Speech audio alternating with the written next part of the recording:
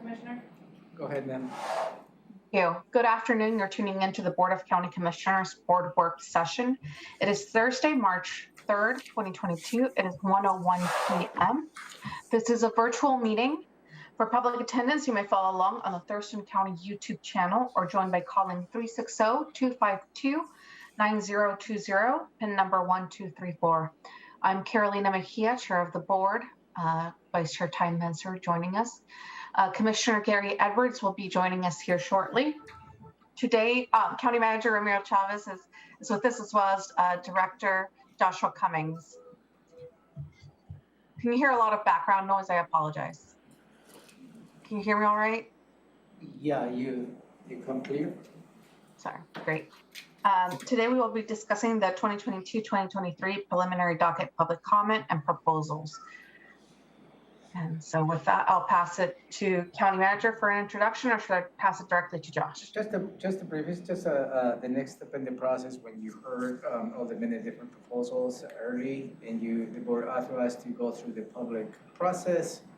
There has been a lot of interaction and public feedback, and the staff is going to walk you through what we have received, and eventually will lead to approving the both dockets. The board needs to do that formally.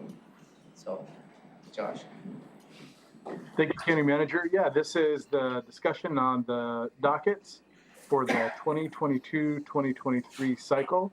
And I don't want to take too much time on the history, but I think it's important to recognize that what you're experiencing is the outcome of a lean process that we began in 2019.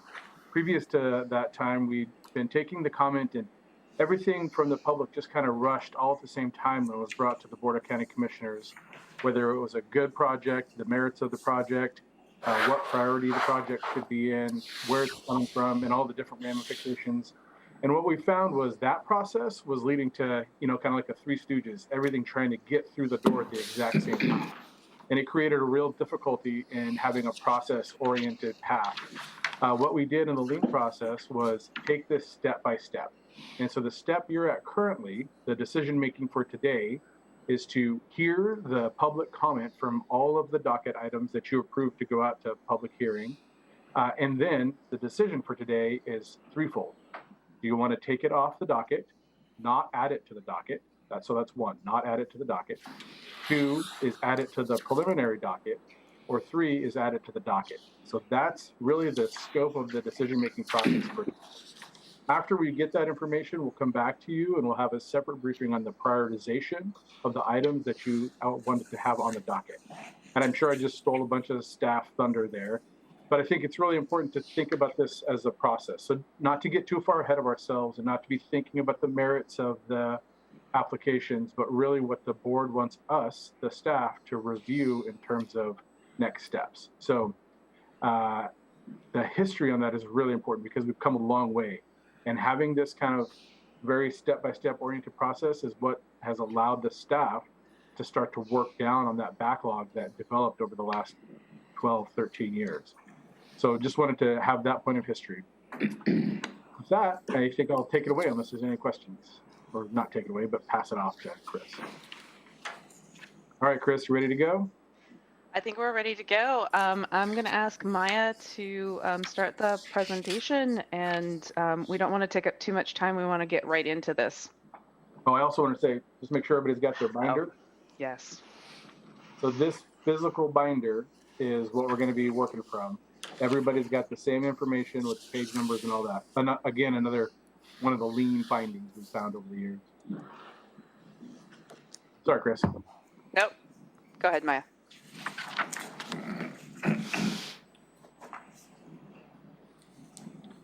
And this presentation is also in the front flap of your binder.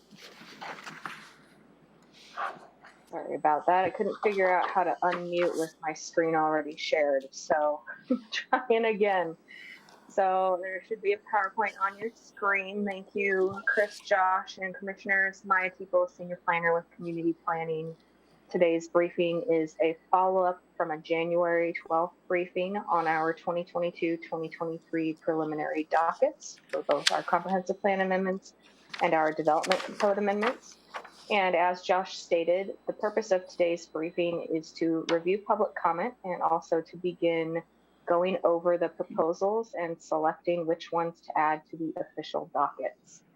So just to go over the layout of the binders before I jump into this presentation, you each should have a binder, and on the inside cover of that binder will be a printout of the PowerPoint. And then there are 4 dividers in there. So the first divider holds the board briefing, which is around 4 pages. And the first attachment 1, which has full-time employee estimates, staff time estimates, and capacity estimates. And then the second divider is all of the public comment that we received, as well as a summary matrix and a summary of major themes in the public comments. And then the third and the fourth dividers are the preliminary dockets with the proposal project sheets behind them. So the third divider is the comp plan docket, and the fourth divider is the development code docket. And I will be referencing parts of that binder after I go through the presentation. We will walk through that binder piece by piece, and there'll be more room for discussion after the PowerPoint. So with that said, an overview of today's briefing. So we will cover the public comment that was received. We received quite a bit of public comment in this docketing comment period with a lot of different themes touched. We had somewhere around 170 public comments, and if you add up all the themes that each one of those talked about, it was in close to 400 different themes that people were touching on. So a lot of people were referencing several proposals, and I'll do my best to break that down for the board today. We'll also go over staff capacity to review docket items that are added to the official docket. And then the board will have the opportunity to begin selecting proposals for the official dockets. So we might not get through all 36 today. That would be the goal of the end of this briefing, to get through all 36, but that's a lot to review. So we'll get through as much as we can, and we'll go from there. So after the board provides direction on each of these proposals, each of the 36, then staff will prepare the final dockets for an adoption at a Tuesday meeting. These do need to be formally adopted at a Tuesday afternoon meeting. So the direction that we're getting from the board today is just preliminary so that staff can finalize those and build them.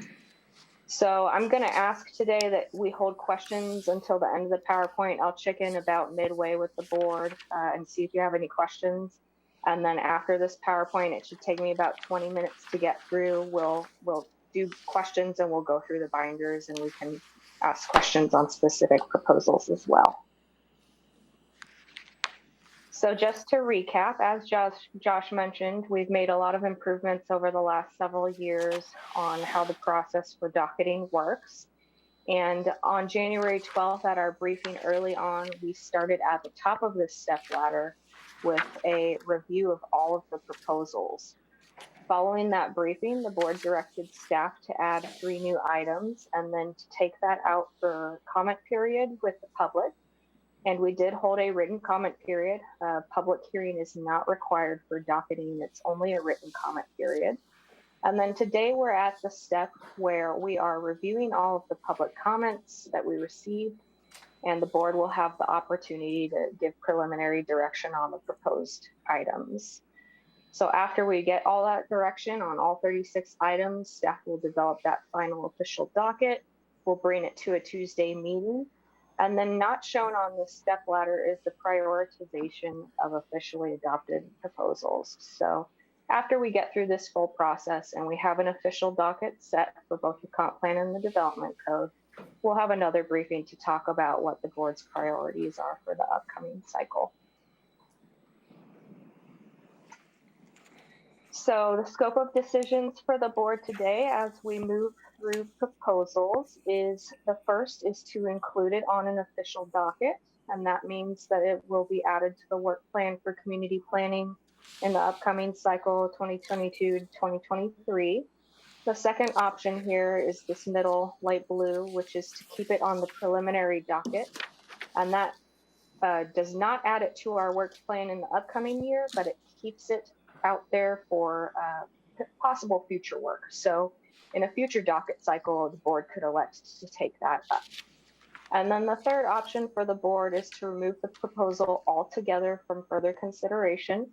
If the board chooses to do that, then there would not be the option to bring it up in a future year. Applicants can reapply, but it would not be sitting on a preliminary docket for a future board to take up. So the board has broad discretion at today's briefing on what they would like to do with each proposal. Your scope of options is these three for all of the proposals before you today. So moving into the public comment period, we held a written public comment period from January 27th to February 16th. And no public hearing is required for this. As I mentioned, it is only a written comment period. Total, we received 164 comments through the end of February 17th. I added an extra day in there because we had quite a few mail-in comments that we didn't receive until the 17th.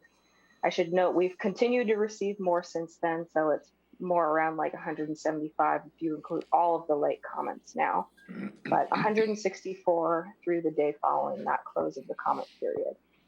And several of the comments talked about multiple docket items. I will go over kind of the top docket items that were addressed here. So about 2/3 of this pie chart is broken up into smaller pieces. And those were that 8 different proposals made up about 2/3 of the comments that we received.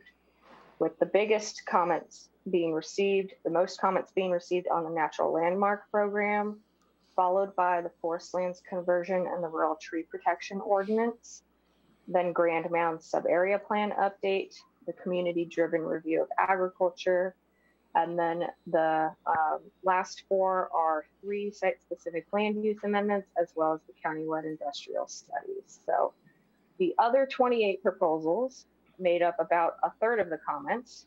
So we had a wide range, and we saw a lot of different themes come in. I'll talk about specific numbers for and against once we go through proposal sheets after the PowerPoint. So to touch on the major themes, the biggest themes by far that we received in public comment were on agriculture and also the countywide industrial study, on tree protection, and on the natural landmark proposal.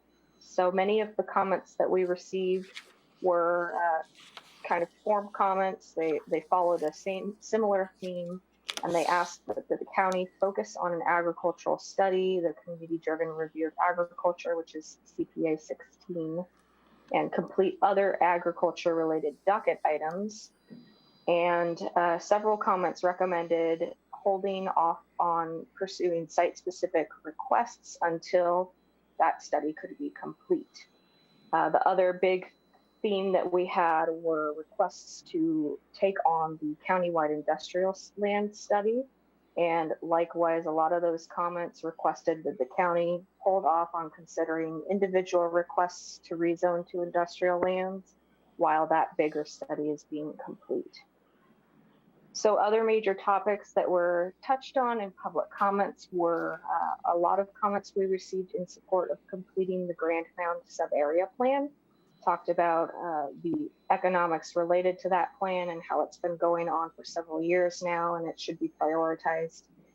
Several comments quoted protection of rural areas and working towards climate goals. So there are a number of proposals like the forest lands conversion ordinance and rural tree protection and the natural landmark program that benefit climate goals. And then rural tree protection was a hot topic in public comments that we received. So there were also some comments from citizens and organizations that supports site-specific land use proposals that we've received here at the county. And those comments highlighted that those proposals could support jobs, they could support the local and regional economy, and they can generate taxes for the county. So attachment 2, which is in the second divider of your binder, goes into the major themes for each proposal. And it's broken down by the supporting themes that we received, the themes against that we received, and also if comments noted priorities, we included them in that document. However, we're not prioritizing items today. That's just for reference in the future. So this is a general summary right now, and I will check in if there's any questions generally on themes.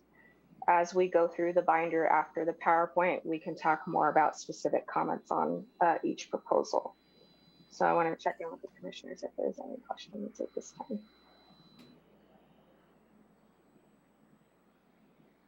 And great. Moving forward, so referencing the binder again, tabs 3 and 4 are the preliminary dockets and the project proposal sheets. So behind divider 3 is your comprehensive plan docket with all of the project sheets. And behind divider 4 is your development code docket with all of the project sheets. The front of these sheets you saw at your first briefing in January. So not much has changed on that. It's just reprinted for you today. And it contains basic information about what the proposal is, the type of the request it is, and a map about where it is in the county. And then the back of each project sheet is new. This has not been seen by the board or the public before. That has been filled out to take into consideration public comment that we've received, and also an estimated staff resource need, as well as a kind of guesstimate on timeline if it was previously officially docketed. So we base some of the items on the back side of that sheet based on the public comment we received in the written comment period. So some of these have had significant comment, and based on that, we can see that there would probably be a high level of public interest. Hey, Maya, can I jump in real quick? Yep. This is a major process improvement that was enacted from board input. So this is the overview sheet. So this is the high level overview, everything that's behind it.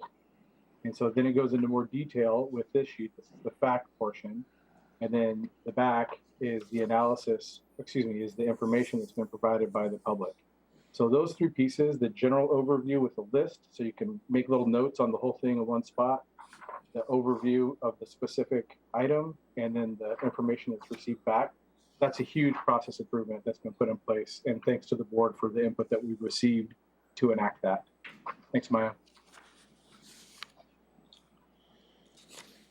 So some of the things that the board may wish to consider today when you're looking at these proposals and evaluating whether or not to add it to the official dockets is public interest for or against the proposal, the driver of the proposal. Is it something that is needed in order for the county to be compliant with state law? Is it a proposal that streamlines permitting procedures and makes it easier for our citizens to apply for certain types of permits? Or is it a local priority of the community? The board can also consider staff capacity. As I mentioned in January, and I will touch on again today, we don't have enough staff capacity to complete every single proposal in 2 years. So what proposals does the board want to take on in the near term, the next 2 years? What is the broader impact to the community? Some of these requests are fairly narrow. They don't have a broad impact to the whole county. Some of these requests are very far reaching and impact the entire county or very large parts of our county. And then does the proposal have the potential to support economic development? And finally, the board might also wish to consider how some of these proposals are interrelated. And we've heard a lot of this in public comment, but we have two bigger proposals on the preliminary docket, which is the agricultural review and the countywide industrial lands study. And these larger proposals may also intertwine with smaller site-specific land use proposals. So they could impact each other, and the board may wish to consider that when they're considering what to add to the official docket. So just to recap, this is a slide that I showed in January, and I'll show it again before I move into staff capacity estimates.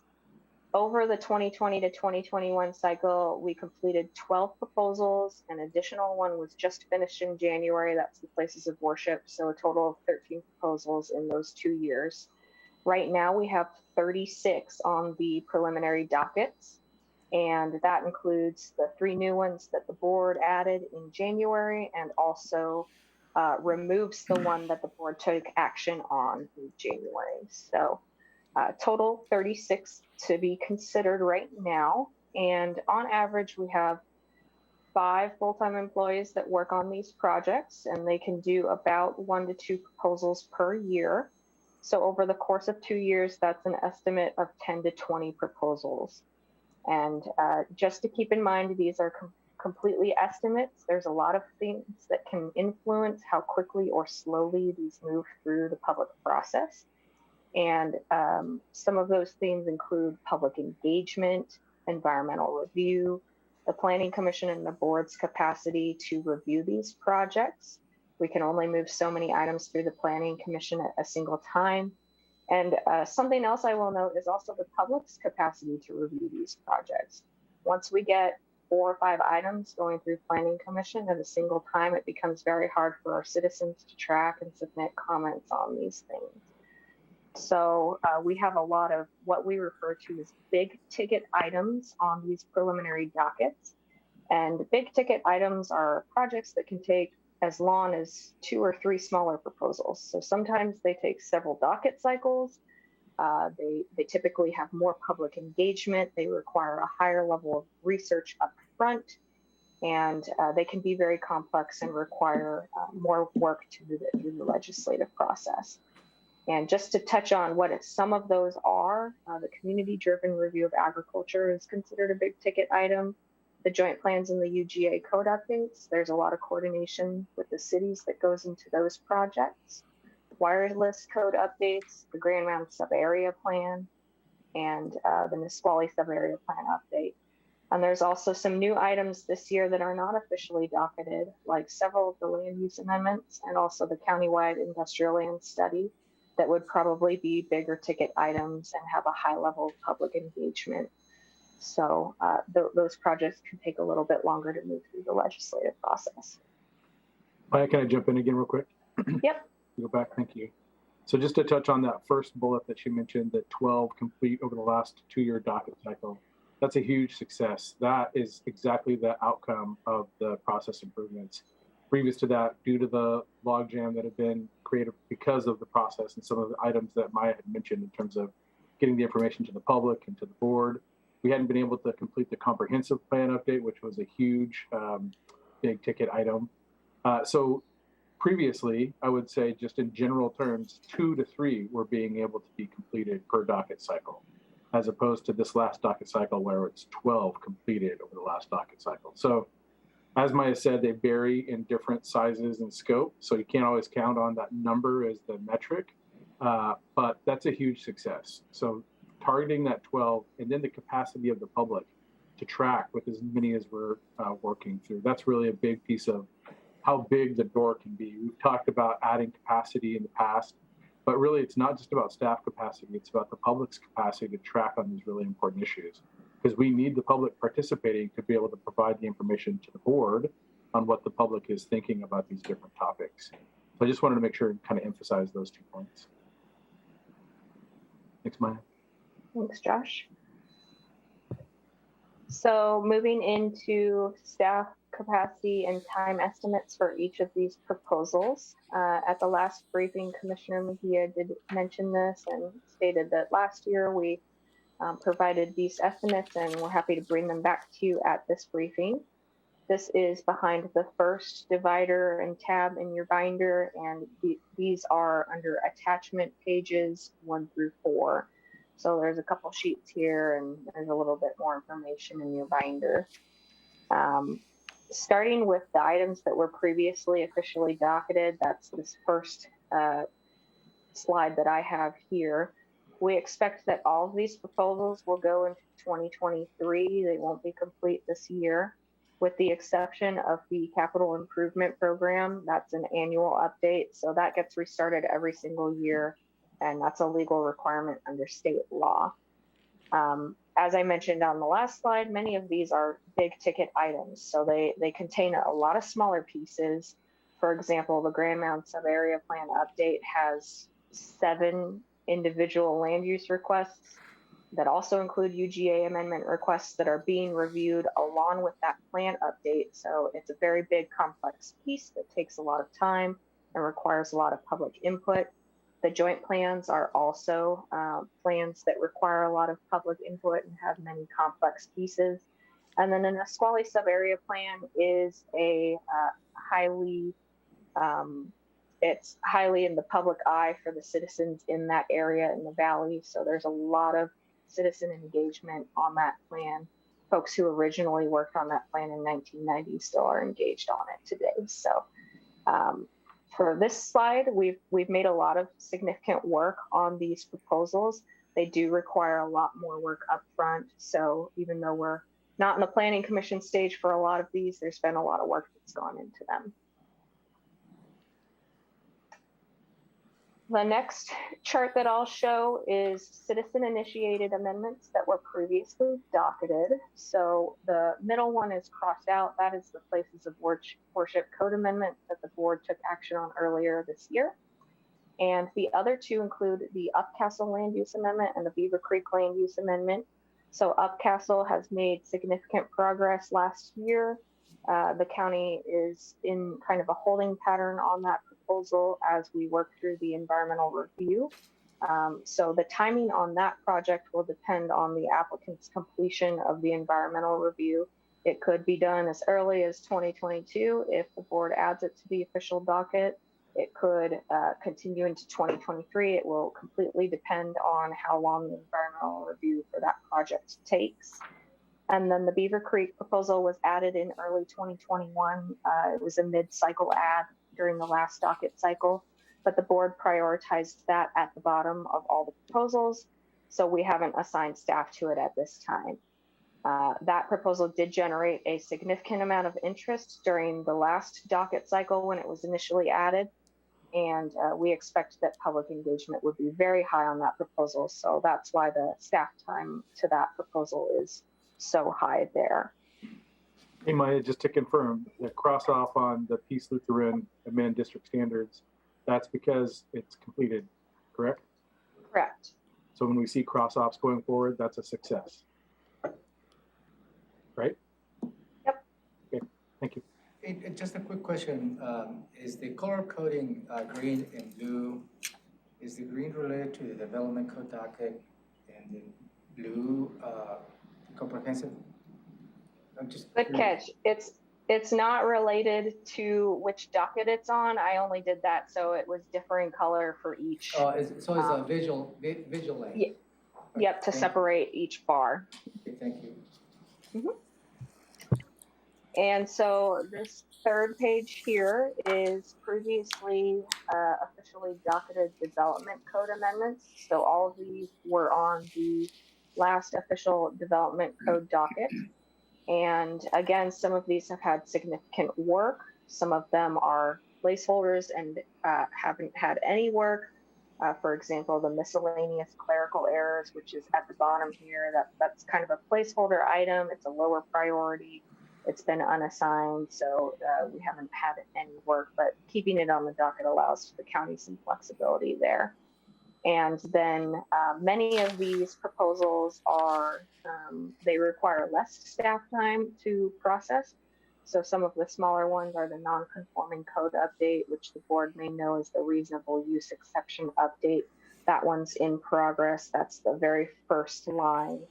And then the LID, low impact development update, which the board recently directed us to move forward to a public hearing with the board. So there's a couple of these that have had significant progress made and are still moving forward and kind of our smaller code updates.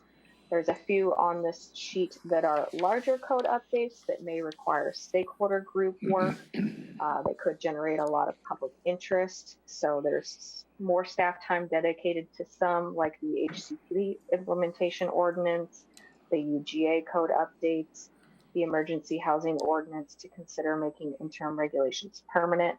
and also transfer of development right and purchase of development right code updates. So these vary in the amount of staff time that we expect them to take. Whether they're done in 22 or 23 would depend on priorities of the board after they're officially docketed. So now going to the last sheet is all of the new proposals that we've received this year. None of these have been started because they're not officially docketed, but there are 14 on this sheet, which includes the 11 that were initially submitted by application, and then the 3 that the board added for public comment in January. Excuse me. Again, some of these are very large projects and will likely require a full staff or potentially several staff to work on them over the upcoming years to complete in a docket cycle. Some of those bigger requests are the countywide industrial land study and some of the land use amendments like the Black Lake Quarry and the Bar Holdings amendments. Just based off of public comment, we're anticipating that, and also off of types of recent requests that we've seen come in similar to those and the public engagement we've had around them. And then there are also several smaller projects on here that are proposed to be added to the docket, like the signboard update code amendment, the SEPA comment timeline update, and the update B103 International Fire Code. Those are all smaller code amendments that we don't expect would take a significant amount of staff time to move through the process. So those are lighter lifts potentially. And then I will highlight there's 2 new land use amendments on this page, the Bressie and the MC construction. That's row 4 and 5. And those are currently submitted as individual site-specific requests. However, they are within the UGA area for Lacey, and they could be rolled in with the joint plan. So right now we estimate about 0.4 of staff time to move each one of those through. But if the board chooses to roll those proposals into the Lacey UGA joint plan update, that would save staff time to review them. And it would also absolve fees to the applicants because it would occur with the broader joint plan review. So that's an option. The city has said that they're supportive of reviewing that with the joint plan, and the board will have the opportunity to decide if they'd like to roll that in with the joint plan review today. Hey, Mike, can I jump in again? Yep. So the time estimates here, this is a conversation that we've had a couple of different times, and I want to make sure it's clear to the board and those watching that the time estimates, when we're looking at what the process is, this is about, as Maya said, moving these topics through the process, which is the public input and facilitating the conversation with the Planning Commission. Everyone that provides a code amendment, the first thing that we say is we don't guarantee the outcome. We can't tell you what's going to happen at the end of this process, but we can guarantee a fair process that has input from all sides, input provided to the Planning Commission and the Board of County Commissioners. And so these time estimates are really about that neutral third-party facilitation of these items, not the outcome. And that's really an important piece for folks to recall and remember. Thanks, Josh. So summarizing all of that complicated and nuanced information, overall, we estimate that we would need about 7 full-time employees over 2 years to complete everything that was on the last official docket, which was 22 separate items. Realistically, we can do about 10 to 20 in a 2-year cycle with our current staff, which is five employees working on these types of proposals. When you go and add in the new proposals, and we have 36 total, we'd need an extra 5 employees to get all those 36 done. So adding that all together, that's about 12 employees over a 2-year period to get every single thing done, all 36. And I do want to highlight something that Josh reiterated on a previous slide. There are bottlenecks to this process. So even with all of the employees in the world, or however this is broken up, our Planning Commission and you, the board, only have so much time to take on so many proposals. And also the public can only track so many things at a single time. Once you get more than 4 or 5 items going through with public hearings at the same time, becomes very hard for our citizens to comment on several of these items and to track them and where they are in the process. And that can cause confusion in the community too. So just highlighting that. Thank you, Josh? Maya. Yeah. And so board, I asked staff to provide this slide, not as an excuse of why we can't do more, but as a reason as to the different lanes of capacity, and to provide an opportunity to say thank you to the Board of County Commissioners for adding staff capacity, because one of the missing pieces was we needed extra staff to even do that 10 to 12 that we had said we could do previously. And the board stepped up, and we've got some of those employees that are in the process of getting trained up, and they're ready to go. So we're able to meet the capacity that we said we could on that 10 to 12 previously, because the board provided extra staff.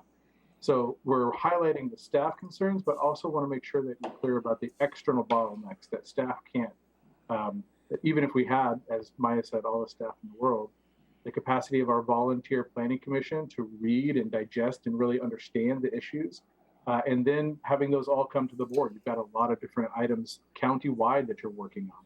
So it's not just about staff capacity, which I think the board has done a good job of addressing. So thank you for that. There's also other pieces. So I think that the takeaway is we're at a good spot to be able to complete 10 to 12 if we've got good prioritization and communication from the board and the planning commission. And thank you for the adding staff capacity. Thanks, Josh. And so I have just a few more slides here, and then we'll open it up for questions and we can walk through the binder. So just to highlight some considerations for the board when you're thinking about proposals and which ones you want to add to the official docket, or the other 2 options you have for each of these proposals. Some of the public comments do recommend holding site-specific applications for a future docket cycle, or removing them altogether. And the reason behind those public comments is that they could be impacted by larger studies like the community-driven review of agriculture or the countywide industrial lands study. I will note that there were a couple of competing comments that came in that were on the other side of that they requested that the site-specific land use requests proceed based on their merit and that they not be held up by a larger study. We received about 2 or 3 comments that spoke to that as well. Moving down the second bold point, some of these proposals are to align with legal requirements or are in response to ongoing appeals that we have here at the county. So CPA 16, the community-driven review of ag, that is in response to an appeal that the county is currently under. The joint plan updates are required under the Growth Management Act. Our capital improvement program is an annual update that is required under Growth Management Act. Wireless communication facilities and boundary line adjustments are updates that align the county with state and federal laws. Looking at the next bold point down, placeholder items that allow for flexibility. These are items that we like to keep on the docket because they allow the county more flexibility moving forward, and they're available to us if we need to move on them quickly. So the water availability piece, we're still figuring out what exactly the code changes would be needed under that item, but more information might come back on that mid this year. And then the miscellaneous clerical errors. Occasionally we find errors in department name references or numbering in our code. And having this item on here allows us the flexibility to go back in and fix those. So it's kind of a lower hanging fruit. It's something we keep on the docket to give us a little bit more flexibility in our updates. Moving on to the right side of this slide, high public interest and support, local or a local priority.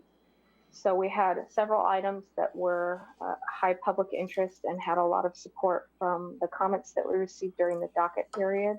Some of those proposals include the Natural Landmark Program, the Forest Lands Conversion, the Grand Mountain Sub-Area Plan Update, the Countywide Lands Industrial Study, and the Habitat Conservation Plan Ordinance all received significant public comment that were supportive of having these taken on over the next 2-year docket cycle. The joint plan and the UGA code updates did receive comments from the cities that were supportive, and they are also a local priority with our neighboring jurisdictions.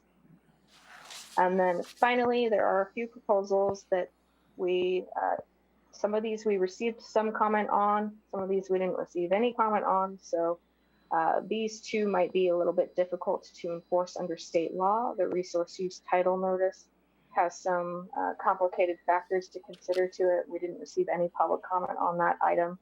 And then the SEPA comment timelines is something that we did receive public comment on, typically in favor of adding that and considering that. But we received comment from Ecology as well, stating that there may be limitations in how much flexibility the county has to change that.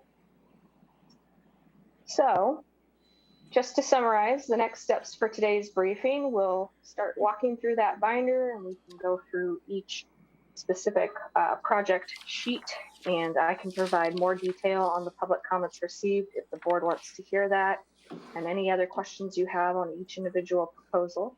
The goal is not to talk about the merits of the specific proposal today, but just to provide information so the board can decide whether or not they'd like to add it to the official docket. And the scope of options for each proposal is the board can add it to the official docket for 2022 to 2023. They can keep it on the preliminary docket, which means we won't work on it over the next 2 years, but it'll be available to take on in a future docket cycle, or they can remove it from further consideration altogether. So with that, I will open it up for questions. And once we take general questions, we can start moving through those project sheets.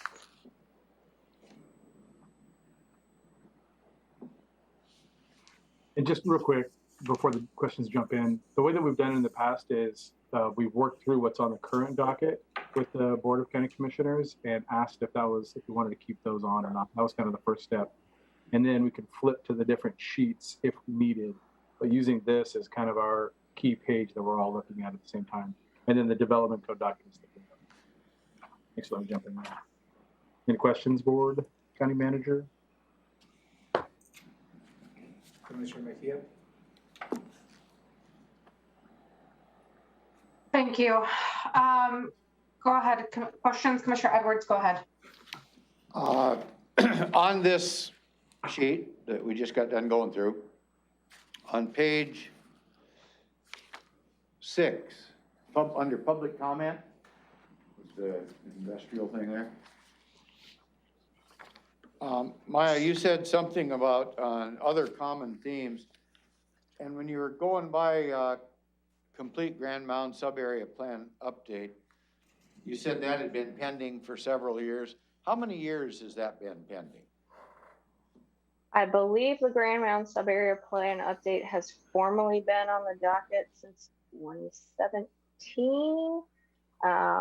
It was initially 17 years? Since 2017. Oh, 2017. Okay. Yes. So 5 years. Yes, and I will say there are some individual citizens that have land use requests that are being reviewed as part of that item, and some of those specific requests have been waiting out in limbo for the better part of 17 years. So back in 2017, when the commissioners chose to take on the Grand Mound sub-area plan update, they rolled a lot of those proposals in so that they could get reviewed with that plan update. So that's been beneficial to some of those citizens. And if you look, go ahead. No, yeah, Chris, sorry. I was going to say that when the Grand Mound item was initially docketed, it was actually the Rochester sub-area plan and the Grand Mound docket item, and we worked on taking that particular item in chunks. So we worked on the Rochester piece and finished that piece up, and then moved on to the Grand Mound piece, which has, as Maya said, a lot of moving parts. So there has been some success in that particular item. That's exactly right. And Commissioner Edwards, if you look at your the tab CPA 7A on your binder there, it's got the specific breakdown of this item. And you can see that it was actually started in 2007. And then, as Chris said, after it was docketed, in 2017, we're able to peel a piece of it off and finish the Rochester portion, but we've still been prioritizing per the board's instruction. So it's, people are feeling like it's been hanging out there for a while. It wasn't actually officially, so these are the three choices, right? This is a prime example. The board can either remove something from the docket, which they chose not to do with this one, but they chose to add it to the preliminary docket. That's kind of the limbo area. We'll get to it when we can next. In 2017, the Board of County Commissioners directed the staff to move it to the official docket. And so we actually started working on it as a work plan in 2017. And the first step was to peel the Rochester portion off and complete that. And that's why it still remains on the docket. So you might be feeling like it's been sitting there for a long time, but the facts are there on that sheet. That's helpful. But also, Josh, the squalid severity plan was a large discussion related to the citizens' initiative on the recycled asphalt. And it was a great conversation whether that petition or that request should be included on the squalid severity plan, shouldn't have. So the board at that time separated, and the staff was concentrated based on the priority of the board to work on the recycle asphalt request. So there's a little bit a larger context related to the Nisqually severity plan as well. Thank you, County Manager. What accomplishments have you got done that you can say are accomplishments for citizens down in that Grand Mound area? So the first one we just mentioned was the Rochester sub-area plan, which is right in that same geographical area. Well, I'm specifically referring here to Grand Mound. I'm just curious. So we had that on the PowerPoint, and that was the bar charts that Maya was going over. Yeah. Want to pull that back up, Maya? Yep. Let's see, I think it was page 10.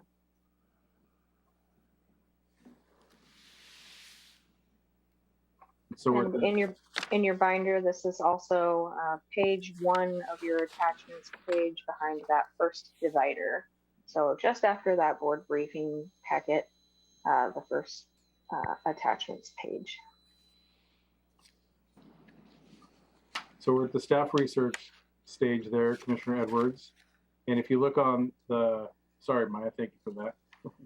If you look on the general sheet that we were talking about previously, that's this one here, you can see that the board prioritized it here. Yeah.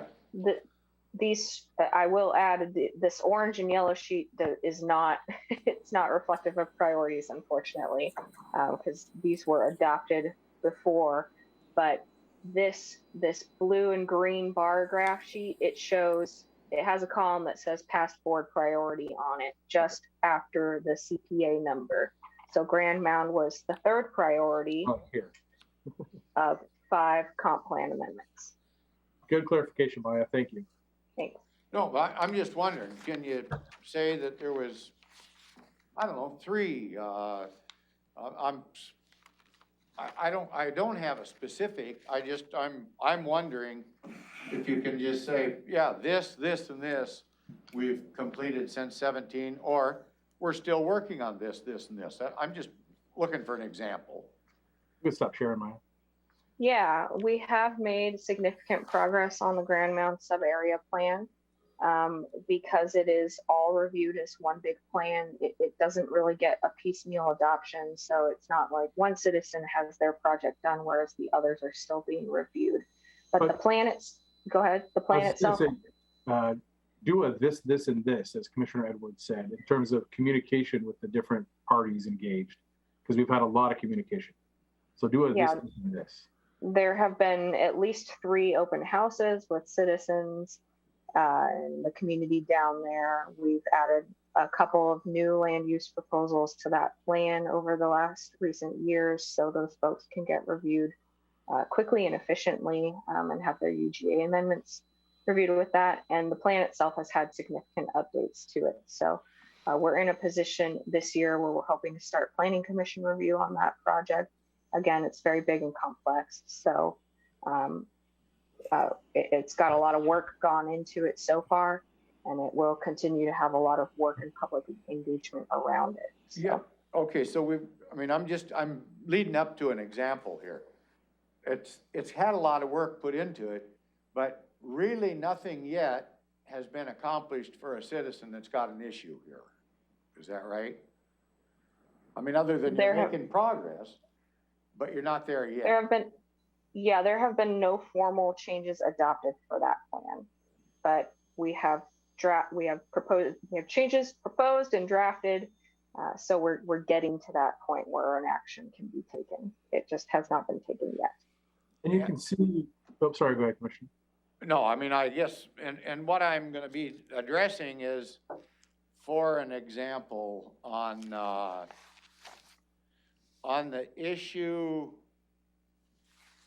and I believe the Planning Commission got in on this, where, if we lump everything together, it's kind of notoriously takes a long time to get a project through. And I know one of the issues that we're gonna be dealing with coming up is whether or not we're going to review all the industrial lands in the county versus pick out a few specific projects that could be, I mean, you could say, will be beneficial to some groups, economic development, might be detrimental to other groups, maybe from an environmental standpoint. I don't know the answer to that at this point, but anytime we put everything together, it seems like it takes a long period of time to get things accomplished versus if you separate it out. So I'm just wondering, is that true? Is that kind of the way it works? I'm not a planner, so. So we had this conversation with the board, and the board directed the wrap-in in the way that we have it listed in CPA 7A, because not only are they in the same area, but they could potentially impact each other. And that's really the crux of it, is doing one at a time affects all of the rest that are in that same area. Sure. It's up to the board's purview. If you'd like to take a different direction, we're open to receive that direction from the board, but we're implementing board's direction from a previous conversation on this topic. Right. I'm just asking for the sake of, because I'm a novice, I don't know very much about this. You guys are the planners. I'm just trying to verify that lumped together, the history is it takes a long time. Separated out, it still takes a while, but it goes faster. I mean, is that kind of a general statement? It might have a different impact or what, but isn't that about the way it normally works? Yeah, I think you're on to something there, Commissioner, but I will say it's less to do with lumping things together and more that these bigger items like the Grand Mound Sub-Area Plan and the Lacey Joint Plan and the Olympia Joint Plan are visionary documents for the community, and they're comp plan amendments. So naturally those take a little bit longer. The same staff is working on all of these proposals, and a lot of these site-specific requests for land use changes or UGA amendments especially, they require changes to these plans anyways, and they need to be reviewed by the same bodies. So some of the joint plan amendments also have to go to the city's planning commission and the city council, and it saves process time to wrap them into joint plans.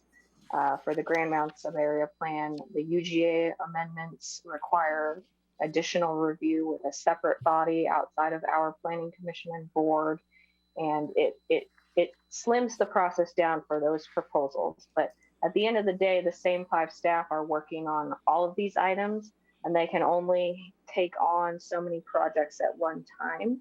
So, it's, as Josh mentioned, it's under the board's purview how they'd like to divvy that up and prioritize things.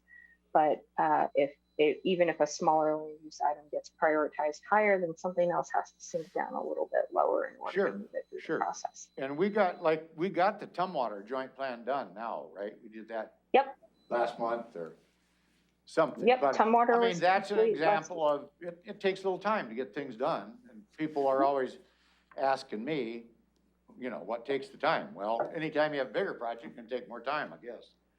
That's the best way I can put it. And I think when I explain things to folks, as best as I can from a layman's perspective, That's kind of what it boils down to. So I was just trying to verify that. Thank you. Yeah.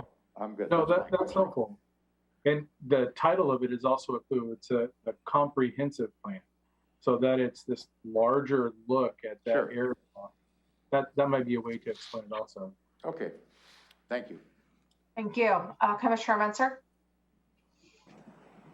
All right, what are you asking me? questions? Oh, no, I'm ready. Okay. My questions are, or the question I had was in regard to those 5 staff members, and did we set aside a specific amount for outside assistance? Do you remember, Josh, Ramiro, someone?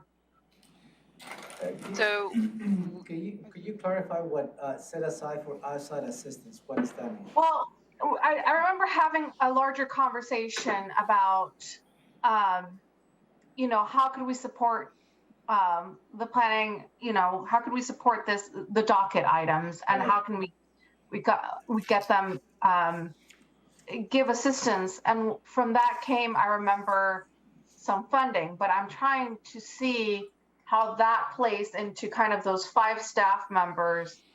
And is it going to provide any assistance or not? Yes, it will. Go for it, Chris, on ag.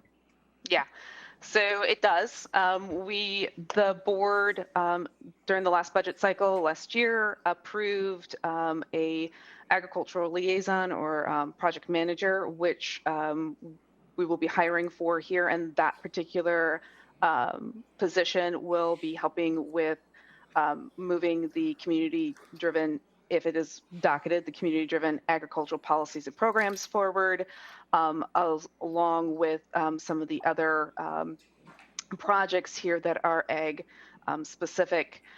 We also were provided in our budget some professional services dollars, and those professional services dollars will go to help us contract out for some facilitation for stakeholder groups, so that staff doesn't have to do that facilitation, but which projects that particular facilitator works on will depend on which projects get docketed and in what priority. That's exactly right. So I think that's what you're remembering there, Chair Mejia, is we've never had that professional services in that way before. So the first time we'd heard the board repeatedly ask, how come you guys can't use third-party consultants? And what we finally were able to accomplish is, with the board's approval, we will use them for the technical aspects and some facilitation that will relieve some of that pressure. So instead of hiring another staff member, we'll be able to relieve pressure from the professional services budget that the board approved. That's one of the things at the beginning I was thanking you guys for. So thank you again.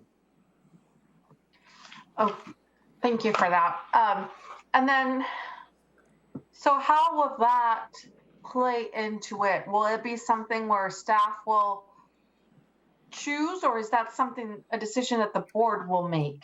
I think once we get to the prioritization conversation, we can talk about that. And the board, if the board has direction, we'll accept that for sure. And so the facilitation, what does that actually, what does it mean? Like, what is it? What is it? It's going to depend on the project, but go for it, Chris. Yeah, and Josh is right. It really does depend on the project. It could be us hiring a contractor to do specific technical work that is needed to bring to a stakeholder group or the public at large to obtain input on, and they would do both the technical work and take that input. Staff, of course, would be there every step of the way, monitoring all that work and making direction. It could also just be a facilitator to help us move through just some general stakeholder meetings to take input on a project that's very large.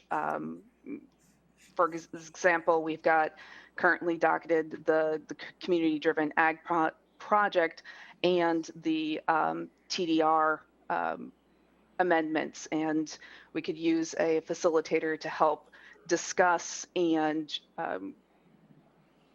take input on what kind of changes does the community want to see to our TDR program to make it something that works for us here in Thurston County.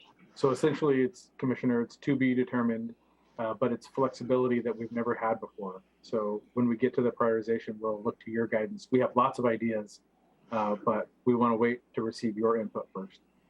And this, the other thing about this is this is the judicious way to respect taxpayer dollars. Instead of adding staff, we knew that one of the pressure points was we just needed assistance in some of these bigger technical and facilitation. So that dollar in professional services actually saves dollars and not adding staff.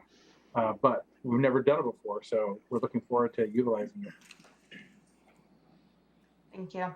So I see we're at 2 o'clock. I want to make sure and have the board have enough time to review all of the items that it would like to. I think mine said 36. So, How many have we done so far, Josh?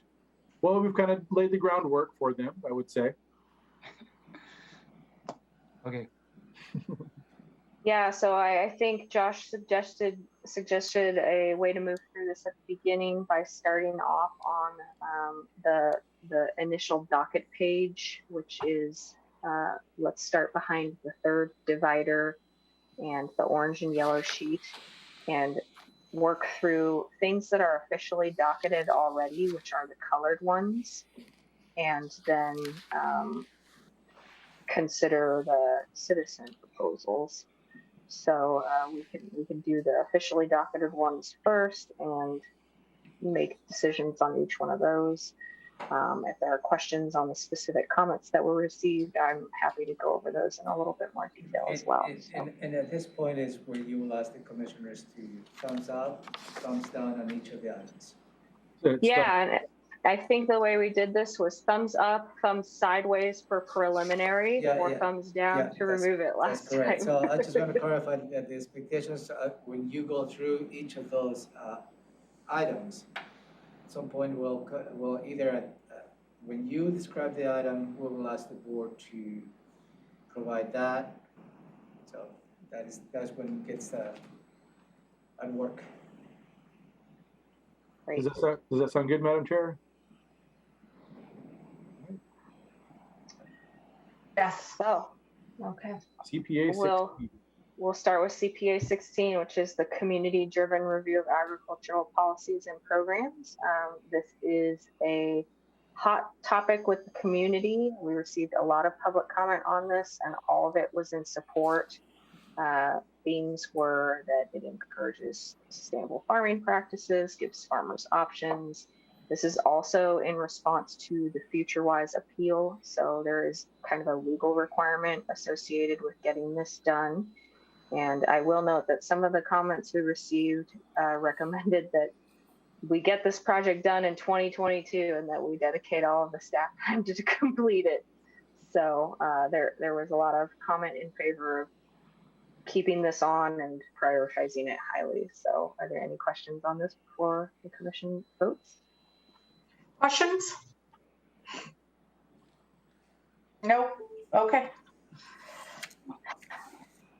Are you ready for us to vote? Yeah, what is the pleasure of the board on this item? Okay. Board, Commissioner Edwards? I'm Thumbs good. up, thumbs down? Good? I'm Okay. good. Got 3 thumbs up.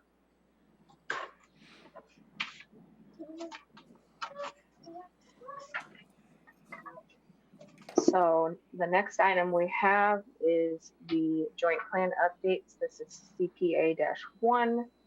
And this proposal includes, as Commissioner Edwards pointed out, we completed the Tumwater joint plan recently, but we're still working on the Olympia joint plan and also the Lacey joint plan, as well as some South County joint plans.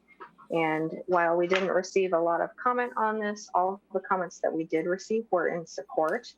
There are a couple of site-specific land use requests that are rolled into these, and the board does have the option to fold in 2 other individual requests with the Lacey joint plan, which the city has indicated they are in support of reviewing those with the Lacey joint plan, and that would put those on a timetable to get complete probably in 2023 with that joint plan update. And what are those 2 other projects?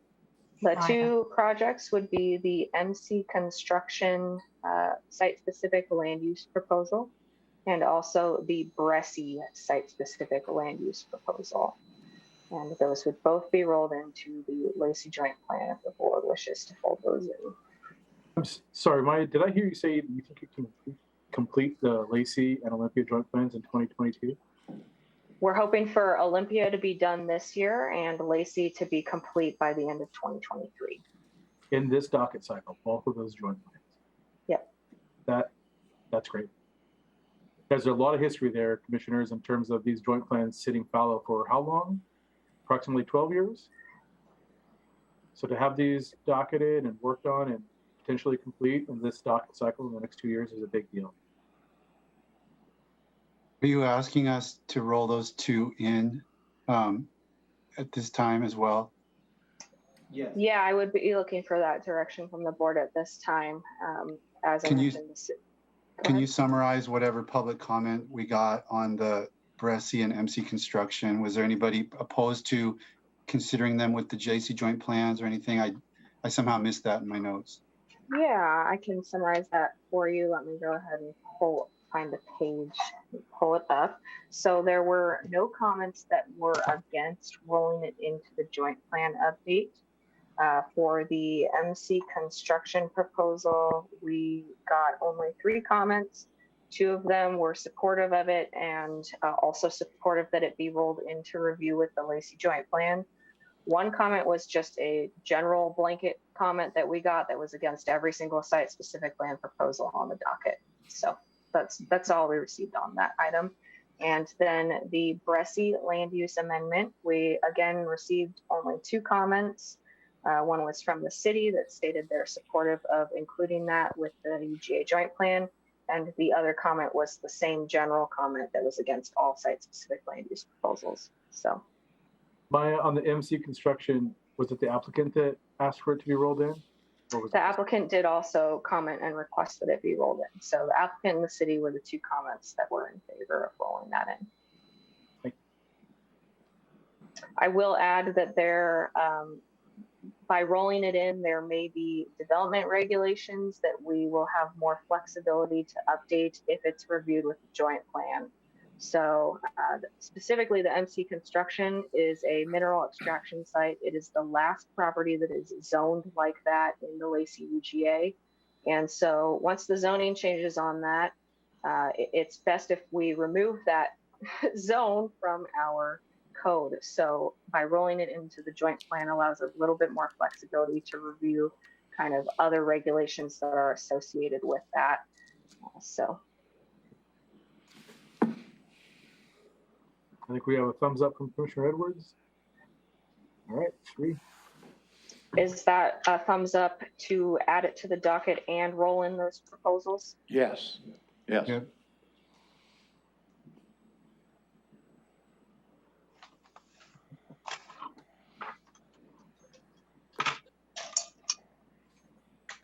Great. So moving on, we are on the capital improvement program. We did not receive any public comment on this item. This is an annual update that we do as required by state law. And it is, you know, it's mostly a procedural thing that we move through the process to make sure we're aligned with our budget. So, Commissioners? Okay, I see 3 thumbs up. Yeah. great. So the next one is the Nisqually sub-area plan update. And this is another item that has been on the docket for a couple of years. It was a lower priority of the board during the last docket cycle. We received 11 comments on this plan. They were all in support of including it on the official docket. And they also specified that part of their reason for support is because this plan has a big agricultural focus, and a lot of that area is also important to protecting watershed priorities and salmon recovery. Commissioners? Thumbs up, thumbs down? 3-0. Thumbs up on that. Great. So the next one is the Grand Mound sub-area plan. And as we've mentioned during our PowerPoint, This is a very complex and big project. It's got a lot of citizen proposals included with it. It's also a plan update that has not been updated since the mid-90s. And we received 32 comments, all in support of updating this and getting it done. Several of the comments want to see this as kind of a higher priority of the board. And some of the comments in support cite that it's long overdue. It should focus on agricultural lands. It supports economic growth and capital investment in that region. And it can also support job and tax revenues. And it's also important for commercial and industrial growth in that South County area. Additionally, we did receive some comments that state the individual land use requests can help to alleviate rezone pressures elsewhere in the county. So that was a comment that we received in support. Questions on this before we do a vote? Questions? No. The comments about agricultural lands, I mean, this is a, I'd have to look at a map and see what's being farmed. It is zoned as an urban growth area boundary designed for urban style services. We have wastewater treatment, we have industrial zoning. I guess it's not really relevant to my vote. I'm just curious why folks would focus on that as an agricultural area. That does not seem to be the vision of that area, to my understanding. Yeah, you're correct. That's my understanding as well, Commissioner Menser. The surrounding area outside of the Grand Mound UGA does have a very heavy agricultural presence, but that's covered by the county comprehensive plan. So this sub-area plan update focuses on that within the UGA area and just along the borders of it for some site-specific requests. And as you mentioned, it's more kind of commercial and industrial focused. So the ag study would kind of address, the rural area in that region of the county. Okay, yeah, that's kind of I guess the question I didn't ask very clearly that you answered, which is this sub-area plan is about the urban growth area boundary. It's not like the broader, we did the Rochester plan, obviously, and that was just right down the road. So, okay, thank you. I'm thumbs up on this. Three thumbs up. Great. And so I'm going to skip the countywide and we'll go down to the Upcastle land use amendment. So it's the CPA 19. Why are you skipping the new proposal? I'll come back and do the new proposals after we get through everything that was previously officially docketed. Okay. If you'd like me to go through it in order, I can do that. I just wondered how come you're skipping around is all. Does the board have a preference in how we move through? Should we just do it all in chronological? Is that easier to get through? Keep going, Maya. You're doing good. Finish these last two that are already docketed. Okay. Yeah, 6 doesn't half of the other. So Upcastle is a site-specific proposal. The board has reviewed this part last year in November. We had a briefing with the board on this, so there's been significant work done on this proposal. The Planning Commission has made a recommendation on this proposal as well. So there's been significant work on this proposal. We received 16 public comments on this specific proposal. 15 were against and 1 was in support. I will say the 15 against were all on the same theme. They recommended that this proposal be kind of held off and reviewed after a countywide industrial land study is complete, or that it be removed entirely from further consideration. And we also receive 1 proposal stating that it's illegal because it doesn't comply with GMA and that the county should stop processing it. The comment in support of this proposal, we received 1, and they requested that it be allowed to proceed individually based on its own merits as opposed to wrapped into a bigger countywide study, and that countywide study is probably more suitable for a periodic update is what that comment notes. So that's kind of the range that we received. As I mentioned, the timeline for this proposal is highly specific and dependent on how quickly or slowly the applicant works on the environmental review at this point. So it could be a 2022 item. More than likely, it'd probably be a 2023 item at this point because it will require significant environmental review before it can come back to the board. And you can see on your presentation, page 11, this is how far it's gone in the process. So it's gone pretty far in the staff process. And as Maya said, the ball is in the applicant's court at this point. I do have a question on this topic when I get a minute. Go ahead, sir. That's why I asked about this, the one right above that, which is that countywide study of industrial lands. If we were to say, well, we want to do the countywide study of industrial lands before we do any of this other stuff, then things like this Upcastle or Beaver Creek or whatever, they become mute then, right? I mean, we're just, so that's how come I asked, why didn't we do the countywide study one first? Because whatever we decide there, then these others potentially could become mute, or they become, you know, depending on how the board votes on it.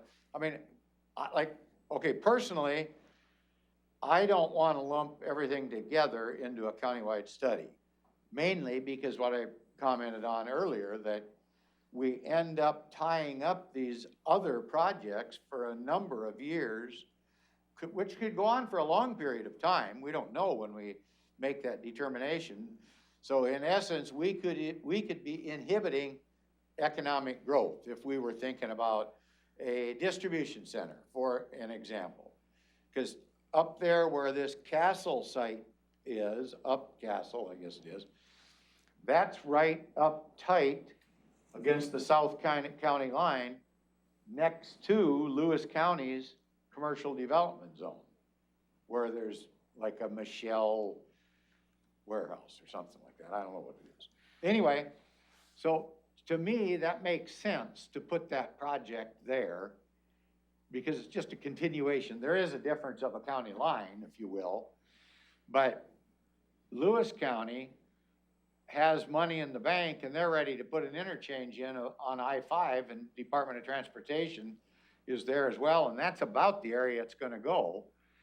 It has to end up in Thurston County rather than in Lewis County.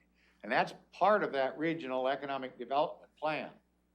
So I guess that's why I think we should say, well, no, okay, speaking from myself, because I can't speak for my seatmates, is, well, let's not lump this together. Let's individually look at these properties as they come up and see, is this one a good job creator?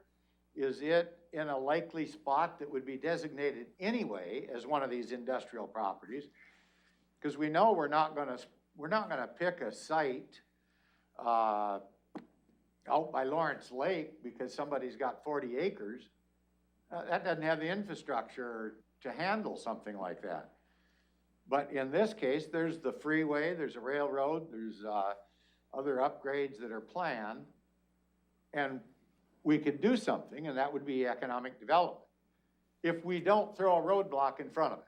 And that's kind of where I'm at. I see Josh had his hand up there. No, Commissioner, I appreciate the discussion on the merits of the applications.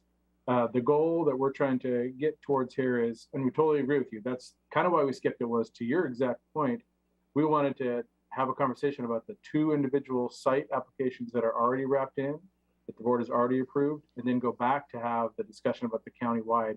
Because that's, you're right, these are already in the process, and we wanted to make sure the board was aware of what these 2 are, so you can make an informed decision on the new one, countywide.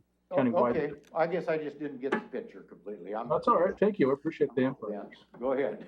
Chairman, sir.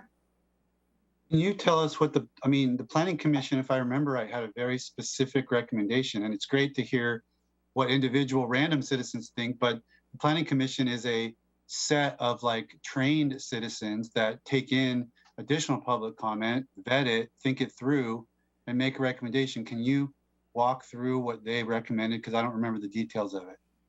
Yes, thank you so much, Commissioner Mentzer and Edwards for pointing that out. I completely blanked when I was talking about this proposal.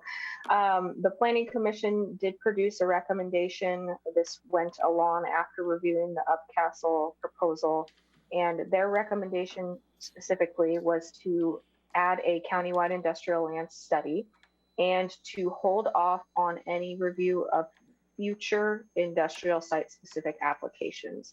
So we had a discussion with the Planning Commission about, is this something you would recommend everything, all requests, including those that are already docketed?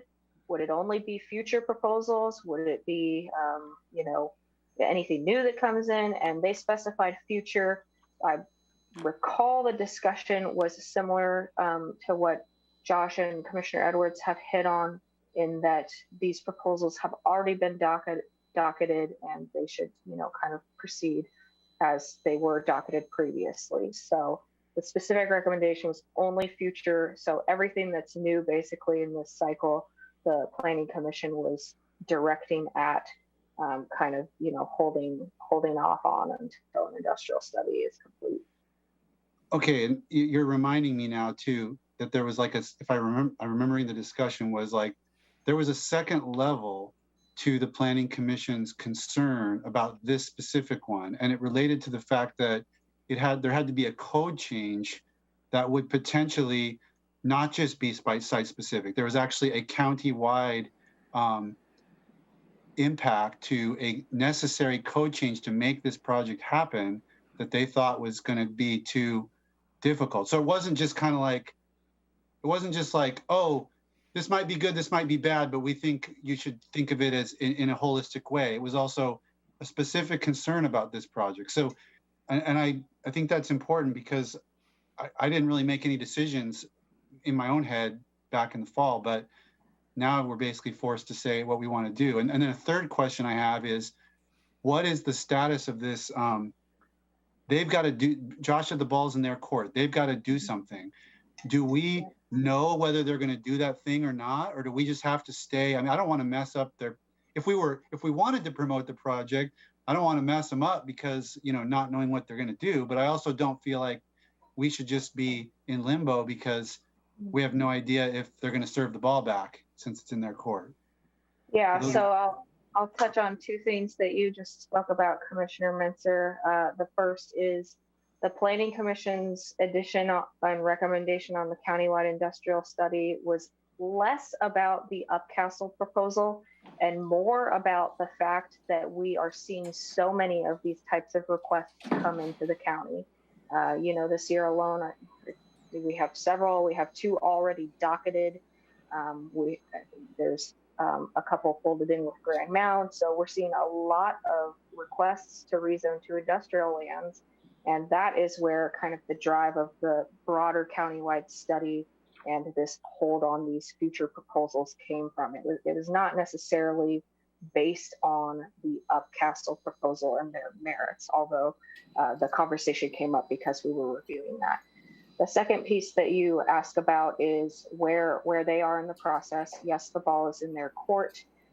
They are required to do an environmental impact statement for that project before we can return to the board and review the merits of that proposal again.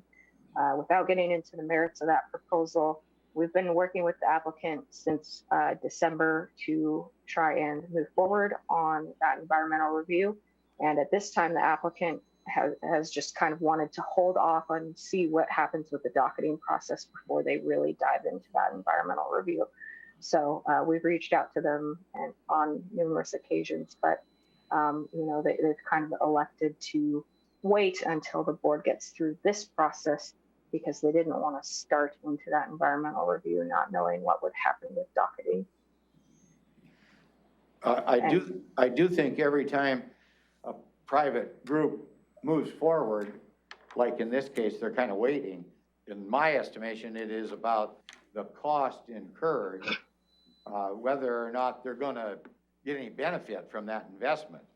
And I believe that if we say, well, yeah, we do have this countywide process for newcomers, but this one, there's 2 here. If we say, yeah, go ahead on these, then the Newcastle people will probably get on the stick and do their pay the money out to accomplish what's required. But if we say no, as board, well, then I doubt they're gonna do it because they get no return for their investment. So I'm looking at it just from a business plan perspective. Yeah, and an environmental impact statement is not it's not a cheap thing for the applicant to complete. It is quite a significant cost for them to Right. move through. And so I can't speak to their intent to complete that. But I will say it's significant for the applicant. And, adding it to the docket does not guarantee approval of the amendment. It guarantees that we will complete and facilitate the process for the board to take a final vote on that. So, we're not thinking about the merits at this time. We're just thinking about whether the board would like to keep it on the docket, hold it off for future, or. Right. Anyway, I'm ready to do, I want the project to go because it's gonna be a job creator and I don't think it hurts anything. It's right up tight against Lewis counties. It's right where it should be. There's no vacant land in between or. So maybe let's take it in those two chunks. You want to try and do Beaver Creek real quick also, and then we can have kind of a bigger conversation about. Yeah, let's do that. Okay. Yeah, and so Whatever you guys do, that's fine. the Beaver Creek proposal was added mid-cycle last year. We received 20 comments on this, with 16 against and 4 in support. The comments against this proposal were kind of along the same theme as the Upcastle proposal. They stated that they would recommend delaying it or removing it entirely until a countywide industrial land study is complete.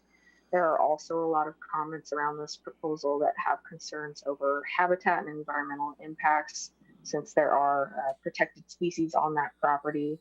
And again, another comment stating that this proposal is illegal. It doesn't comply with GMA, so the county should stop processing it immediately. The comments in support, some were from the landowner and applicant, and others from some of our economic organizations in Thurston County, stating that there's an urgency to review this amendment because the family and the applicant needs to decide what to do with their property and their future, that this proposal could generate tax revenue, jobs, economic and social benefits. And again, another comment that recommends it proceed independently of the countywide industrial study. And so the Planning Commission's recommendation kind of applies in the same capacity here. They did recommend the countywide industrial study, but it was only for future items. This item was a new add mid-cycle, and it was at the bottom of all of our proposals last year. So we have not assigned staff to this proposal, and there has not been any work done on this proposal, unlike Upcastle, which has had significant work complete up to this point. So. And then Maya, oh, sorry, Commissioner Mitsu. Just to clarify what you said there, Maya. So the Planning Commission said this wouldn't, their recommendation wouldn't apply to this because this was previously docketed, although they did want to hold Upcastle. They did not recommend holding Upcastle. They produced a formal recommendation on Upcastle, which was a recommendation to keep the land use and zoning as it is currently and to not adopt a code change. The countywide industrial land study, we didn't go through each proposal. We just said, do you want to recommend everything be held, or do you want to recommend only future applications be held? And the Planning Commission decided only future applications. So, we didn't dive into each one of these applications individually. But Upcastle, they produced their own recommendation on kind of separately from that countywide industrial land study. So. Okay, so I didn't understand that you said that. So you're saying Planning Commission recommended to deny the Upcastle application. Right, and I have intentionally left that out because we're not here to consider the merits on it today. The board heard that recommendation back in November, and if the applicant does complete the environmental review, we'll bring that Planning Commission recommendation back along with the environmental review to the board. But I kind of. Yeah, well, I understand I understand the tightrope you're trying to walk, but you have to understand the tightrope we're trying to walk. The optics of us, for us to go, Yeah, and I'm not weighing in on Upcastle, so I'm just using them as an example. But if we're like Upcastle, put it on the docket, knowing the planning commission said don't do it, and people may believe that that means that we're gonna overturn that recommendation, where in fact, it sounds like what you're trying to say is because we docketed them in the past, they deserve to have this come to the finish line and us to take a formal vote. We shouldn't be weighing in right now with this decision on that. Did I get that right? I'm trying to figure this out. This is very difficult to manage the optics and how people the public is understanding what we're doing here. Yeah, it is very complex. So the Planning Commission recommendation was two-part. The first was on the specific proposal and all of the merits related to that. And that recommendation was that the zoning do not change on that property and the code do not change that they were requesting.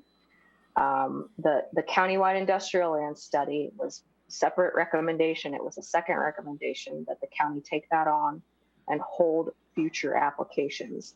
So they didn't, Upcastle was not a call out under the countywide industrial land study recommendation, but it had this kind of concurrent review going on where they said they did not believe, based on the merits that they reviewed, that proposal should be adopted by the board. And how much more staff time are you going to need in order?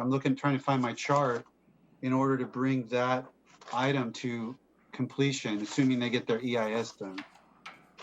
Yeah, so the EIS process, once that environmental review is complete by the applicant, however they choose to complete that, there's a bit of staff time that goes into making sure that's available for public comment.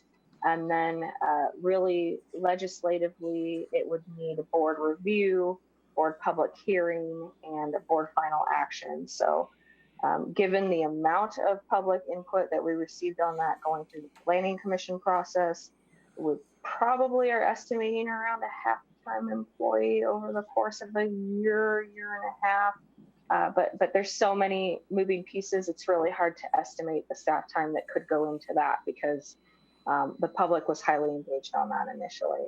And we could have a lot of public comment, not only in the board's public hearing process, but also in the EIS process. So. Okay.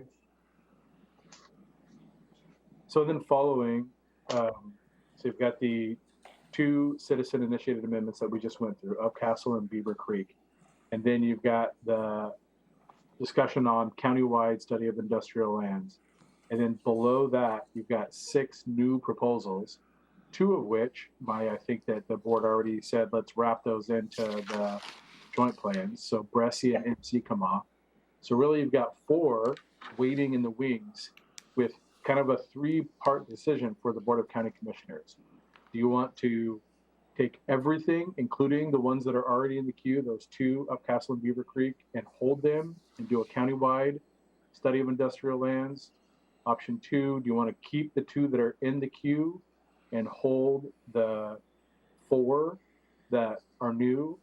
Or do you want to not do the countywide industrial lands and do each one of the site specific that are asking to be discussed individually? Are you asking, who are you asking that question to, Josh? So those are kind of the 3 options for the board to consider. Yeah. Oh, okay. I mean, I got a 4th option. Yeah, please. Okay. Well, I mean, a 4th option is to do the industrial land study, but not necessarily tie it to holding up future projects and take those kind of case by case. Because I see a huge difference between some of the merits, potential merits of some of these. But I do think that the county would benefit from the industrial land study to have, because the Planning Commission is absolutely right. We're getting a ton of these and having a more nuanced. So anyway, that's just a kind of a slight variation of it. No, I think that's a good variation myself. We could go ahead and follow the recommendation on the countywide study. And then on Upcastle and Beaver Creek, we could make a separate, decision on those. I could make an argument for an example on Beaver Creek. Right now, it's 1 and 5. So we can have, I don't know, 50 homes or what, I don't know, how many ever homes can be put in there, 40 homes or something, individually, and break that property up. And it'll create some taxes, it'll build some houses, but they're gonna be upper end houses, they're not gonna create good jobs and all that. I mean, not the kind of jobs that are continuous, that, a retail, plant, you know, where they're transferring goods would create. So, I mean, that's why I'm in favor of the Beaver Creek, to allow those folks to move forward, because it's not good farmland.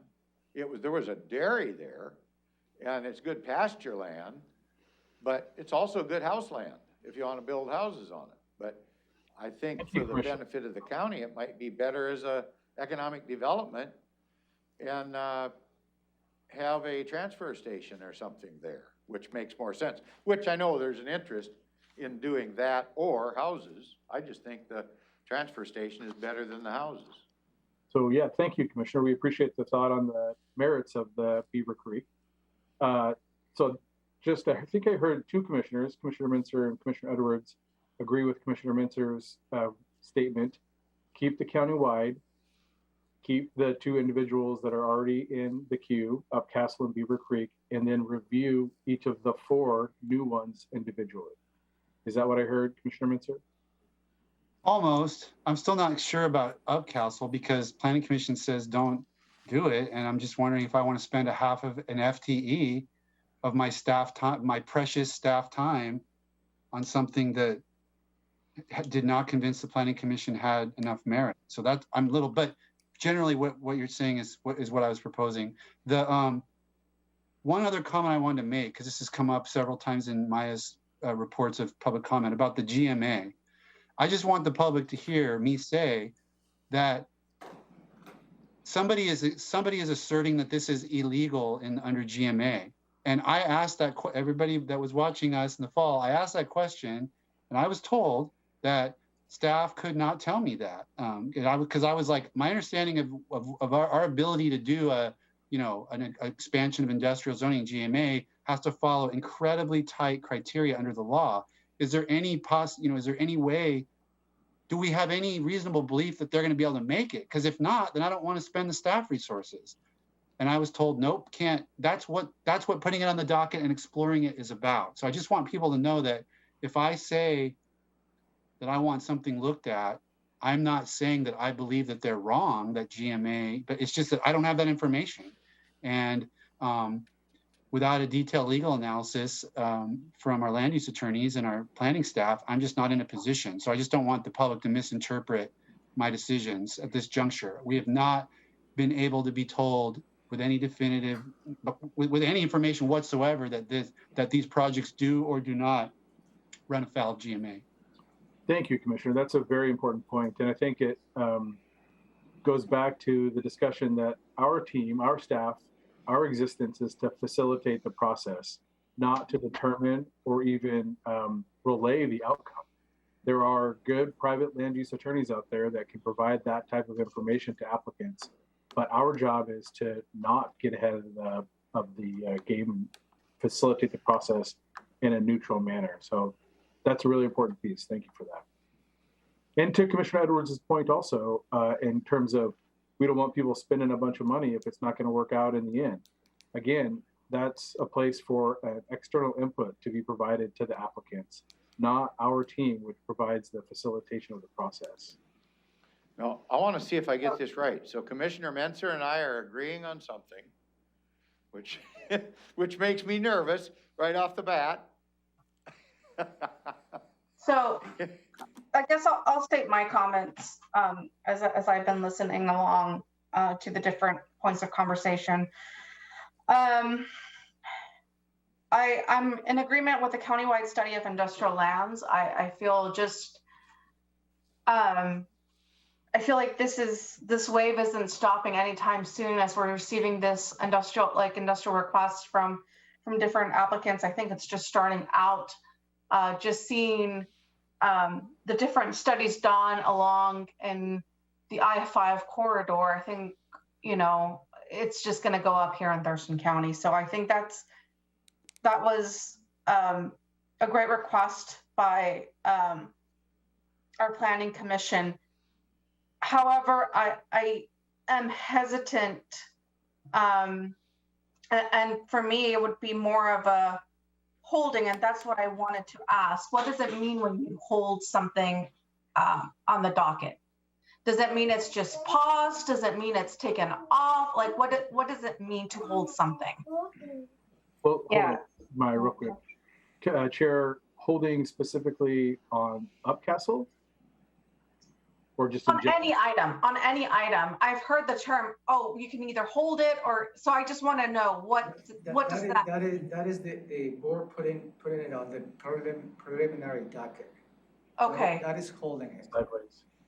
So that is holding is you don't remove the item, which is thumbs down, but it thumbs sideways as Maya indicated in the preliminary docket. So you will revisit that item next year.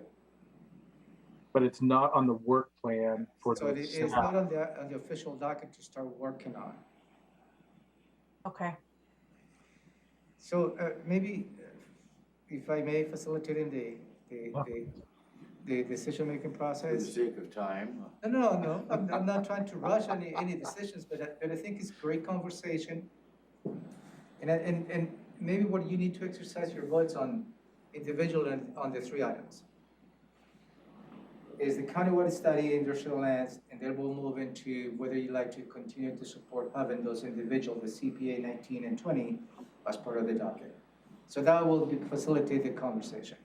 And I think that's, and based on the conversation that I hear among the commissioners. So what is the desire of the board to include the countywide study on industrial lands on the docket? As I'm going to say, and as recommended by the planning commission, so that we don't knock these prior applicants off. I'm going to ask you to vote on the other two Yeah. here in a minute. Yeah, okay. So 3 thumbs up to include this, the countywide study of industrial lands on the docket. Yep. So the next, the Upcastle, the CPA 19, what is the pleasure of the board to include it on the docket? I want to include it on the docket. They need to get their work done to proceed. Yeah, so is Commissioner Edwards to include in the docket, Commissioner Mesa to put in the preliminary docket? Commissioner Mejia. Maya, if we put it in the preliminary docket, is that a signal enough that we could move it at some point mid-cycle if the applicant does their work? Yeah, so if something is on the preliminary docket, the applicant could potentially still, complete environmental review in that off time, but the county could just not we won't be able to take an action on it. So the county won't be able to take a final vote. So But if it is on the preliminary docket, it would be revisited in early 2023 by the board at that time. And we think the environmental review is going to take a year anyway, right? Likely, yes. but also that is a risky proposition to the applicant because they will go Right. through the AIS process in the upcoming year, and the board may not include it on the docket. Correct. So And it is a big I think financial spend. I just a matter of I believe it's full disclosure, because in the preliminary docket, without having the support of the board in this case, if that is the end result, then it will be a huge risk for the applicant to go with a very expensive EIS process. No, that's helpful, County Manager. So the flip side of that question then, Maya, if the board puts it on the official docket, but the ball is in the court of the applicant, will any staff time be spent on it, to Commissioner Mintzer's concern? We will have to coordinate with the applicant to get the environmental review set up, and then the next time the county would be spending staff time on that is once they have a draft EIS. So it would depend on how long that takes for the applicant to complete. And, So and at least from the point of view of how long an EIS process takes, a year is extremely optimistic. But to allow for it to move forward at all, Just to put it in perspective. agreed. And Chris, you had your hand up. Sorry, Josh. No, I we're was talking about gonna thumb note. Yeah. Oh, I was going to say that there is some staff time that is taken during the drafting of the EIS. Staff will work with the applicant and their consultant to ensure that the EIS is addressing the information that it needs to address prior to publishing the draft EIS. We'll also have to work through the comments and the comment period. So there is some time that staff does need to take so that there is full disclosure there. Is it the half FTE that Maya was relaying earlier?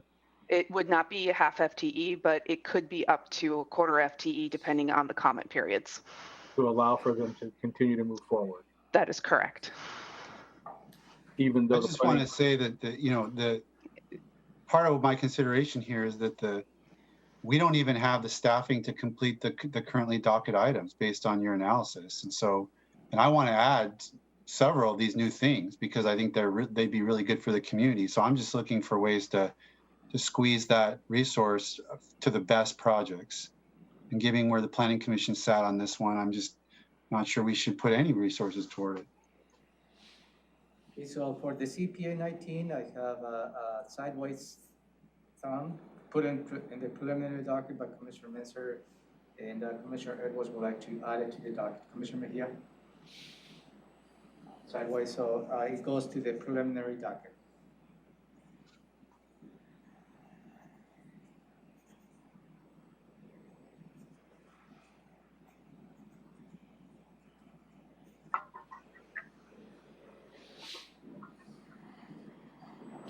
In the Beaver Creek. no, that's the one, he wants to change it from building houses to a distribution point, right? Yeah, that's the 390 acres. Okay, I want to let him do it. It's in the right That one, location. I'll add into the docket. Yes. How about you, Commissioner Mensah, Commissioner Mejia?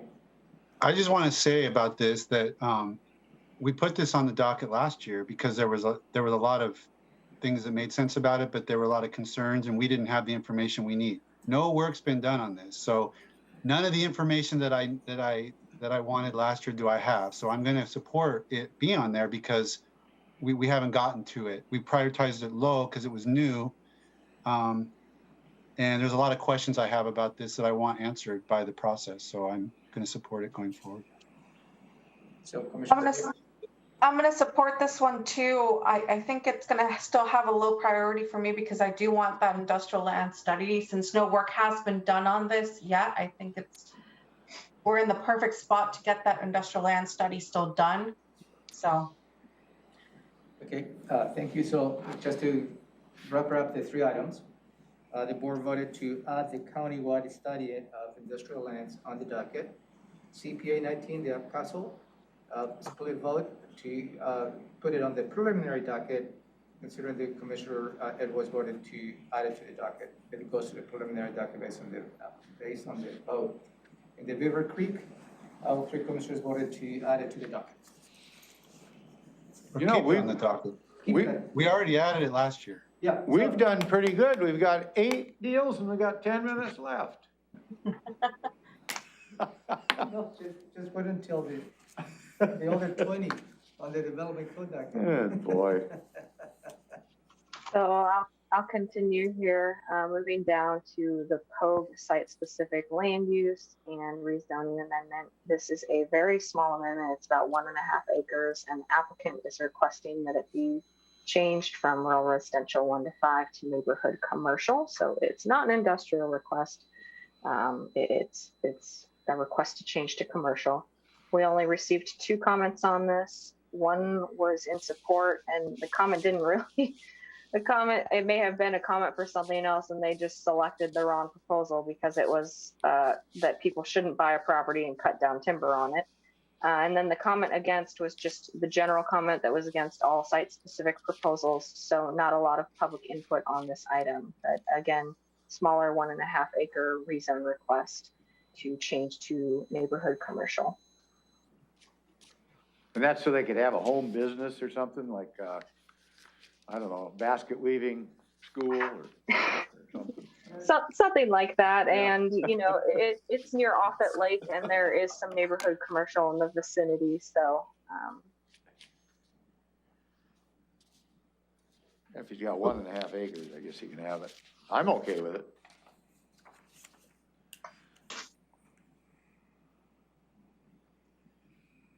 And so it would need less than half an FTE is what I'm seeing on the analysis. Yes, we're estimating that just based on the public input and the size of this land use proposal, it'd be a smaller amendment. It does still require a full legislative process review, so there's time associated with that. But initially, based off our docket comments alone, we don't anticipate a lot of public comment on this. Of course, things can always change through the process that people get more engaged on. But at this point, we would expect it to be kind of a smaller amendment to move through the process. Okay. Has everyone voted? Yeah, so I got Commissioner Edwards thumbs up. Commissioner Mejia and sideways, okay. So this is added to the docket. 2-1.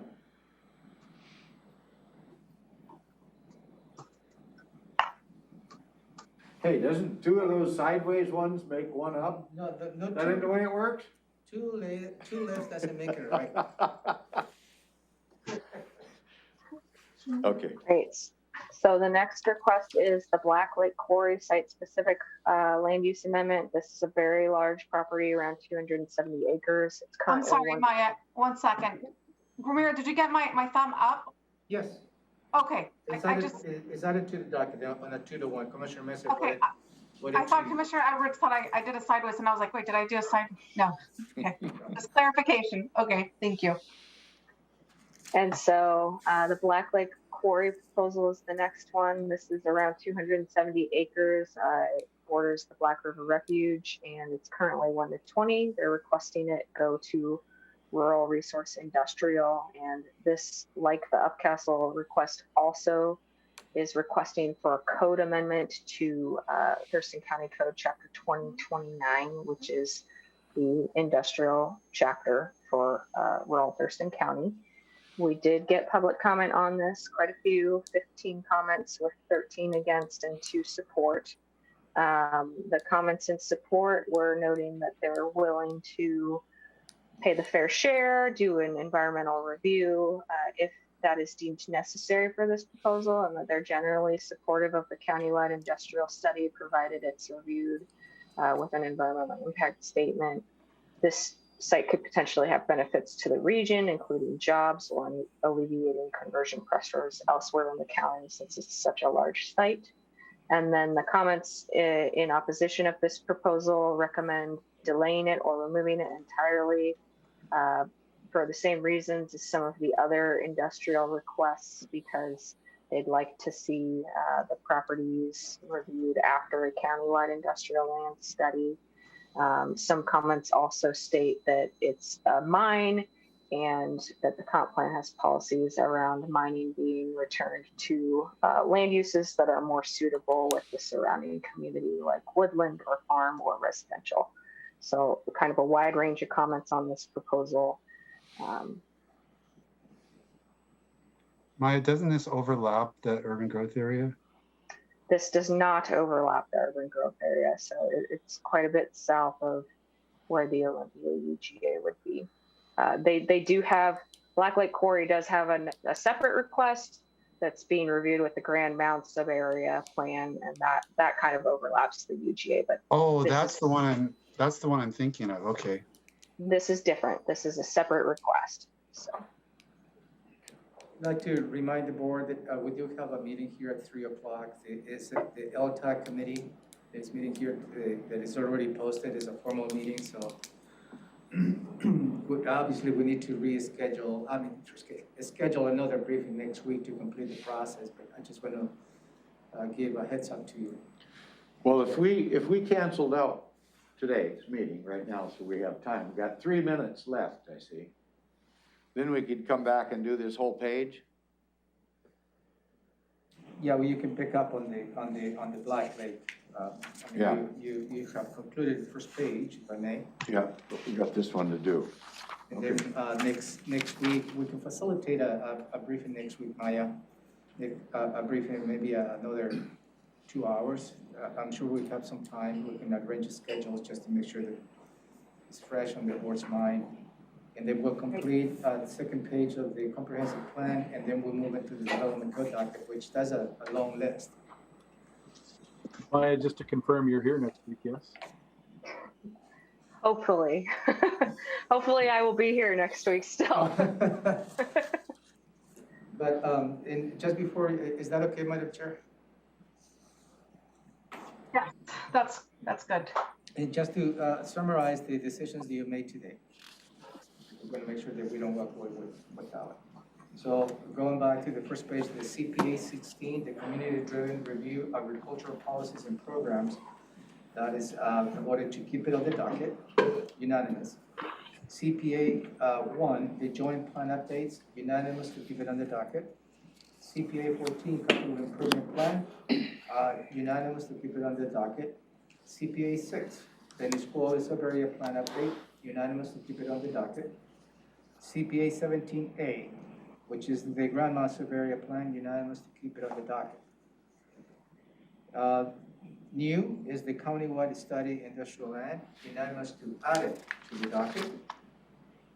CPA 19, the Upcastle, that was a split to put it into the preliminary docket, where Commissioner Edwards voted to put it on the docket. That was a 2-to-1 vote. Beaver Creek, CPA 20, unanimous to keep it on the docket. And the site plan map land use rezoning amendment, that's a new one. That was a split vote to add it to the docket, and Commissioner Messer voted to put it on the preliminary docket. Okay. And that's the recorded vote for the first page. And we'll come back hopefully next week to continue with the process. Madam Chair.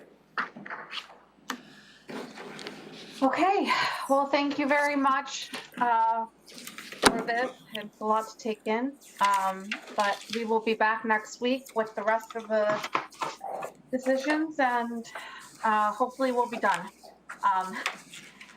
With that, if there are no further comments or questions, we are adjourned. Thank you. Thank you. Ramiro, wait a sec.